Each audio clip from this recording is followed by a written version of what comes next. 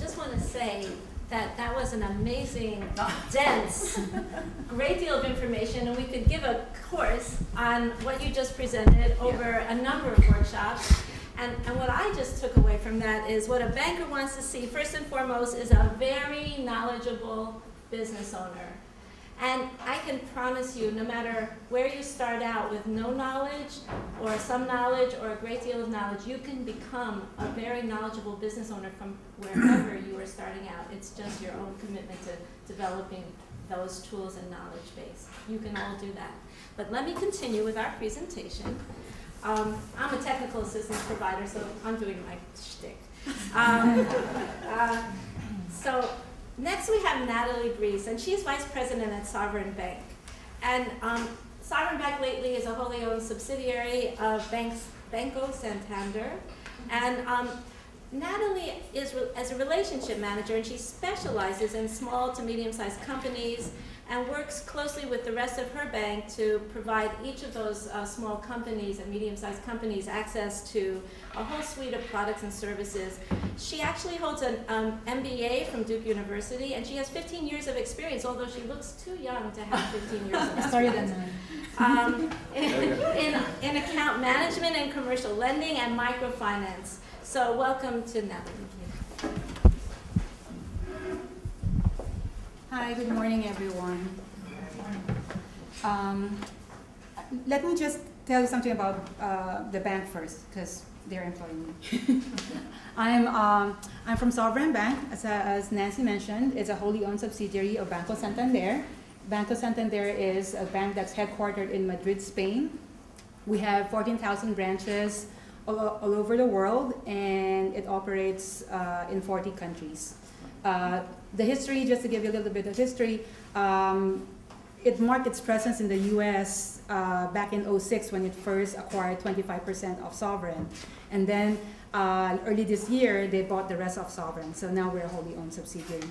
So Betty gave a very good presentation regarding what banks look at. And the documentary requirements are basically the same. You know, we look for 3 years of financial statements, tax returns, all those things. Depending on the size of business, you know, we could also look at internally prepared QuickBooks or other internally prepared financials. But I just want to go through this in such a way that I hope any investor, any entrepreneur, any businessman could understand. We have what we call 5 C's of credit. So try to put yourself in the shoes of a banker or an investor who wants to look at your business as an investment. So the first C that I want to talk about is capacity.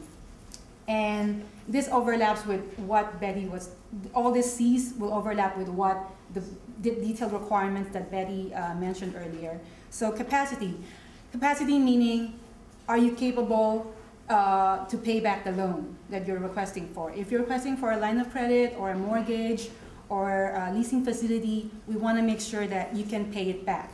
The bank is not in the business of taking your assets.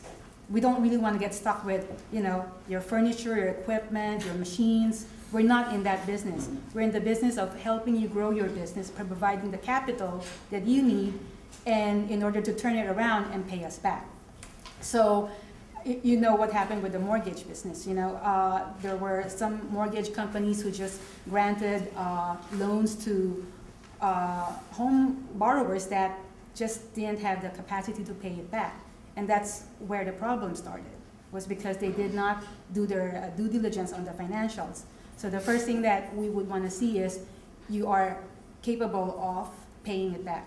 The second part of the capacity C is the capacity to manage this business, to take it to the next level, or whatever your business plan laid out. As Betty mentioned, it doesn't have to be in a very nice binder. It's all about the content of the business plan. And the business plan would show whether you are capable of, well, it would outline first what you want to do with your business. And secondly, we want to look at how you're going to take your business to where you want it to be based on your business plan. So it doesn't have to be 100 pages or 1,000 pages. It can be 5 pages. You can put your details in a separate package. Business plan should have an executive summary, 2 pages tops, 3 pages, just to talk about what you basically want to do in a nutshell. So that's capacity. The second thing is capital. As Betty mentioned, equity is very important. Balance sheet, a very strong balance sheet is very important these days. The banks are lending, but we want to make sure that we're providing sufficient capital to the right businesses. This whole conference talks about attainability, sustainability. Sustainability is not just about being green or it's overall sustainability. And what we're talking about here is financial sustainability. So we want to make sure that we are giving you a share of our funds, available funds for you to use for your business. But at the same time, we also want to make sure that you're also investing in your own business, not just in terms of efforts, but in terms of capital, in terms of money that you have earned from previous experiences. You're willing to invest all those things because you believe in your business. So that's the second C, capital. The third C is collateral. So although we do look at the capacity in terms of your financials, the strength of your financials, we want to also make sure that there's a second way out. And this is just sort of like a guarantee for the bank. In order for us to invest in your business, we want to make sure that there's a backup, there's a second way out. There's a plan B, in other words. In case something happens to your business, cash flow is not as projected, then there's some hard assets that can back your request. So this could be your business assets. Generally it's just going to be a blanket lien on your business assets.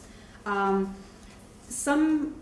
lot of borrowers don't look at the documents that they sign. They feel, they always say like, I feel like I'm signing my life away, but I'm thinking, do you know specifically what part of your life you're signing away? So you have to look at the details. And most businesses, they get small lines of credit, and they're not aware that they actually place a lien. The bank had placed a lien on the business assets. So you have to think of those things. And most banks don't take second place on the lien on those business assets, just because it won't be sufficient at that point. Also, it could be a real estate collateral, for mortgages, for bigger projects. Equipment could be part of it. It could be through a term loan or a leasing facility that you can collateralize your equipment.